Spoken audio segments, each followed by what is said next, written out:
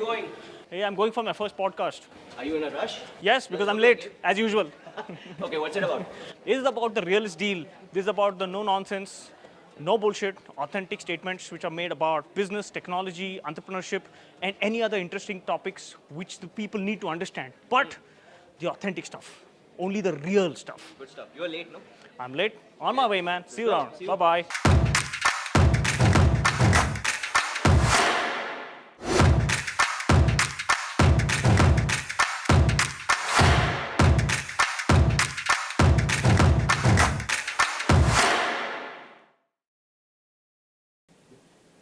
Do you know what is the most commonly used word in the last 3 years? Face masks. And the weird part, Abhijit, about this is that everybody, whether it's a child, whether it's the oldest in your family, the youngest, even a newborn, is very familiar with face masks. Now, it's fortunate or unfortunate because we knew face masks were used only by dentists or by nurses in an operation theater or in a clean room environment. But the face mask has become an integral part of our wardrobe now. Correct. But that's not what interests me. What bugs me today is that iOS released an update saying, oh, we can now recognize you with your face mask. Which begs the question, earlier when they added face recognition to unlock your phone, was that flawed? And if it was not flawed, have they brought down the security levels of how to unlock a phone? And this is exactly the kind of discussions that is going to be warranted on this podcast. So if you ever want the real deal about things, this is the place to be. Now, I have a biased opinion, sometimes too biased. And to ensure that these biases are kept in check, I often get guests onto this podcast. And this time, I have Abhijit Lahiri with me here, who's been a veteran of the industry for over 30 years. And he's a very well recognized voice, very well accepted voice, and hopefully doesn't keep me in too much check. Otherwise, we're going to have a lot of fun, Abhijit. We're going to discuss a lot about whether technology is good, bad, and to be really brazen, is a technology today a pain in the butt? So stay tuned for what we have in store. Sure. Happy to be here. When you talk about unlocking a phone, it seems very trivial, but face recognition today is all part of machine learning and artificial intelligence. And how often have you heard companies, startups come to you and say, we need AI and ML on our portfolio? Do you hear that often? Absolutely a must now. And when we're looking at this, what's the first thing that goes through your mind when a company says, oh, I need to have AI and ML as part of my features so that I can raise funds? My view is they are making it up. Totally agree with that. Do you know what I tell these startups? I tell them, I don't use AI and ML. I use MAIL. What is that? Mail. Correct. And it's by far the best means of communication. It works. But you know what? Along with email, that's also technology. So is email good or bad? Today when you have, say for example, your Gmail and it auto-completes your sentence for you, does that scare you? Or does that make you feel proud that a machine has understood the way you think? Actually not. It enables productivity today. It helps me understand what I have perceivably forgotten in terms of the same context. But if it is misused, then obviously it can be, your nature of communication can be typecasted and taken away. And misuse, it has already been misused. I mean, I'm keeping it real, but all your data, your email address, your phone number, your address, and anything that you thought is confidential but has a digital presence in the world has probably already been tapped, churned, rechurned maybe 30 times by now already. But still, you will be asked periodically by Google, hey, is this your recovery phone? And is this your recovery email? Damn it, that's only to verify you're still there. And then they will send you targeted ads just to ensure that, hey, you know what, we're getting better ad revenue. This is all part of their machine learning algorithm.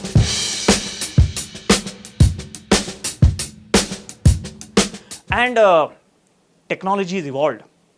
I mean, from when you could have self-driven cars where they talk about technology where we can monitor speed, from cruise control to ABS to anti-skid to LiDAR, image recognition of objects, Auto braking. and you still come across one video of somebody posting on social media about, hey, Tesla couldn't recognize a horse carriage on the road, and it kept switching between a car and a van. I have a very simple solution for autonomous cars. What Give is them that? an autonomous lane and you drive there. You have a hyperloop which is going independently, which is going faster than speeds of a plane today. So why do you really need autonomous cars? You need it because you need to be able to allow yourself the productivity which you do inside the cars when you're traveling long distance, especially in India.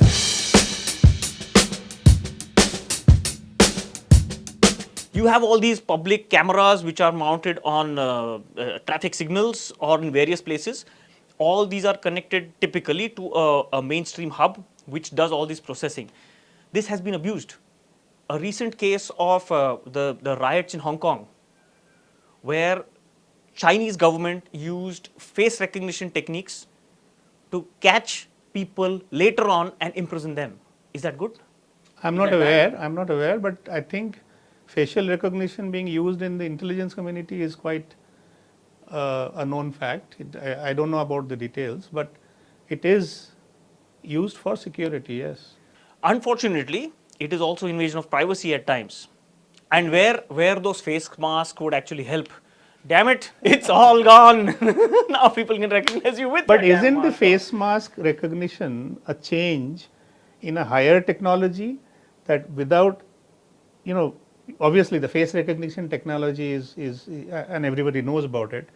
With the mask on the face, if you are still able to recognize the same person and you can not recognize a doppelganger or whatever you call it, then I think the technology has done its work. Well, here's an interesting question, and maybe we could actually put this to test. So, I have a twin brother, an identical twin brother. I wonder if we both wear face masks, is our retinal scan going to be recognized by the phone? Will my twin brother be able to unlock my phone? It remains to be seen, and potentially they might be able to fix it. But I think there is a flaw somewhere.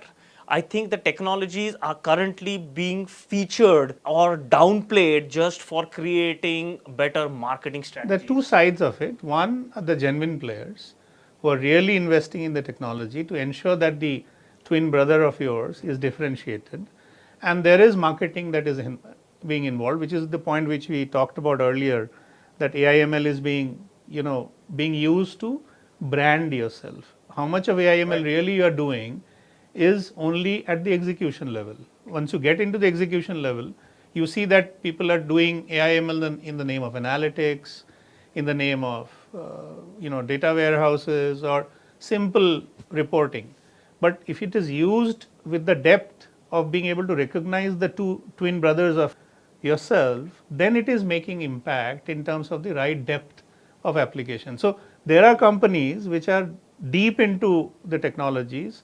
They don't talk much, their work talks, but there are companies which are talking more and their work does not talk. Unfortunately, those are the companies we hear often.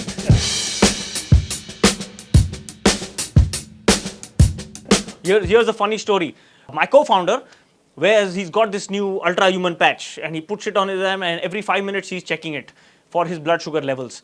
And after some time he sees his blood sugar level going down, so he posts it on social media and then starts monitoring whether who has liked and disliked it, and then an algorithm will secretly tell him that your best friend has not liked it. So it will automatically send an email to that friend asking him why he hasn't liked my post and realize that that person is probably not in town, and you get stressed out that somebody went on a vacation without me. That's the social side of it. If you take it the health side of it, and you're able to use wearables to actually get to the depth of data which a GP cannot, or general physician cannot get to you without talking to you, and the alerts are getting into the medical facility in a manner that you are proactively taken care of, and your medication is prescribed based on the secure channels. Good question, good point. There are two things here. One, when you genuinely need medical device data help, yes. So I know cases where people have a mini defibrillator embedded within their heart, which is sending signals to the hospital directly about monitoring for arrhythmia cases. And then you have somebody who's wearing a Fitbit and posting on social media that I have walked the length of the Serengeti. These two angles are wrong when it comes to technology. Technology is being marketed in the wrong way when you're trying to generate a buzz. You mentioned earlier that there are companies who talk more, work less. Unfortunately, the companies who work more and talk less are far and few. Correct, but if you look at the way the medical facility or the healthcare facilities are getting enhanced based on data, and similarly the insurance guys are getting facilitated through data. You talked about autonomous cars, Yeah. and the data that you pick up in the traffics. Now, if your driving habit is picked up through your wearables and the sensors that are there in the car, then your insurance levels can be either lowered or taken up. That's a good point. Similarly, healthcare. By the way, there is a company which is actually getting you what I call a driver profile score. And this is how fast you're driving, if you are driving. How rough. And you have to switch it off if you are in a cab. So there are pros and cons to this, but it works. In fact, pushing this to the next level of tech, the right use case, we mentioned AI and ML, pushing the tempo here, the next buzzword that people always want for startup funding is blockchain, right? And here's a good use case for the insurance sector, where we know of cases where your insurance driving data is kept securely on a blockchain. Now, once it's on the chain, it is transactional data which will never be mutated. Using the Hyperledger from IBM blockchain, the Hyperledger can actually give proper authorized access to insurance companies for their underwriters to not only check your past insurance, your premiums, your renewals are calculated based on your drive score, and all this is calculated to give a publicly available immutable transaction free case of your insurance. So you're proving the point, technology can help. Technology can help. However, it's not in place. And now why is it not in place? Funding? The funding. I'm sure there are companies which are actually trying to fund. In fact, some The of them, blockchain guys are funded maximum today in yes. And there are insurance companies and there are insurance based startups which are working towards this direction. But this particular thing is also backed and blocked by the same insurance companies who support it because of data. But isn't that the transition that is happening, or the transformation happening from Web 2.0 to Web 3? Because all the insurance or fintech or even the manufacturing sectors are getting into Web 3. But that's a different topic in itself, which is ensuring that the data that is being shared is authentic and real, and is not a social data which can be interpreted to cost.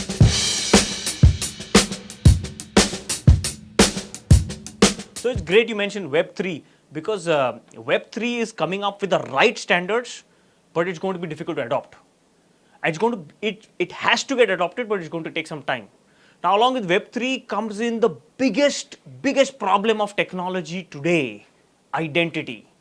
Today, everyone logs in with maybe your Facebook account, your Google account, maybe your Microsoft account, or some such common privately held service accounts. What happens if tomorrow these companies decide that, you know what, we are free to use this data how we want, one, or we are shutting down? What happens to all the identity connects that are already there floating around? And Web 3 addresses exactly this problem, where you own your own identity and you decide who will get access to it, who will get authorized to use it. And because it's a completely decentralized identity management in Web3, your identity is always yours, protected and not owned by anyone. But adoption is definitely going to be a pain. My personal view on that is the data that is already there in the market from the Web 2 or whatever earlier versions has to go through a regulation cut, and the regulations have to come into play. The governments will have a big role, and you can already see that there is the data laws being put into play, and the audits of the data audits that are very paramount of importance. We have not talked about it, but that is something which has to come into play from the government perspective, just like any other audits that were there, which was accounting or health or otherwise. Web 3, my view, is too early today. It is all in concept, and the fundings are tremendous. So obviously it will grow at a very fast pace. It will solve the challenges that you are talking, but it will solve the challenges for the future. It will still not solve the facial recognition problem. It will still not solve the intelligence problems. It will not solve the impersonators problem. It will not solve the marketing problems. So even today, Web3 is being talked by companies who actually have very little knowledge of Web3, and there are guys who are actually implementing Web3 in various ways. In fact, all the fintech companies that I have talked to in the last few months are moving from the mainframes to the Web3, at least from a customer experience point of view. Right. And all their logins or wallets will all be based on these kind of technologies. Distributed identifier. Correct. Yeah, so therefore, the ownership will change, and obviously, there are various companies who are coming in with their own domains and things like that. So people have started booking. In fact, all the banks in India and elsewhere have started booking their domains through the Web3 channels already. While adoption towards new technology is happening, the algorithm generation space has just gone off the charts. Recently, you have the Dall-E algorithm, which is able to we've spoken of image recognition, face recognition, but image creation, that's a next level step. Now, if you have an algorithm, like for example, if I ask Dall-E to create an image of a nurse riding a horse, it will create an image, not art, not caricature, an image of a nurse riding a horse on the moon with the beach in the background, and this is an image which is generated. So the possibilities are endless. Then why is that a problem? Now here is the problem. Recently there was an art competition in which an AI generated, Dall-E generated image was sent as one of the entries, and that turned out to be the prize winner. What is the value of an artist if an AI generated image is actually winning a prize? That means the standards are changing. More complexity can be added. So the creativity actually has taken a backstage. Exactly. The guys have to get more creative. So it is a challenging environment to be in. The human brain has to reinvent itself to go against and be ahead of what is being produced by. How is the image being created, or how is the art being created? Because based on history, right? AI doesn't do anything based on future. It does based on history. So till it was learning, till it was recognition, it was at one particular level. But once you are able to generate stuff, where does it stop? It could generate code. It's already there, but it is still backed by a lot of machine learning algorithms. But building new algorithms could be a thing of the future. Skynet could actually become a reality, which will be pretty cool if it does happen, or we'll never know because it will probably be the end of the world anyway. Can you and should you trust technology? Not unless it is regulated. Right. So along with the regulation comes the government, the strategy committee comes back to people who decide how we should behave, act in society. Responsibly. Right? So we are still being driven by somebody else. Now, I leave it to the listeners to take this with a pinch of salt, and I bring back the word, is technology a pain in the butt? Should you believe in it? How can you believe in it?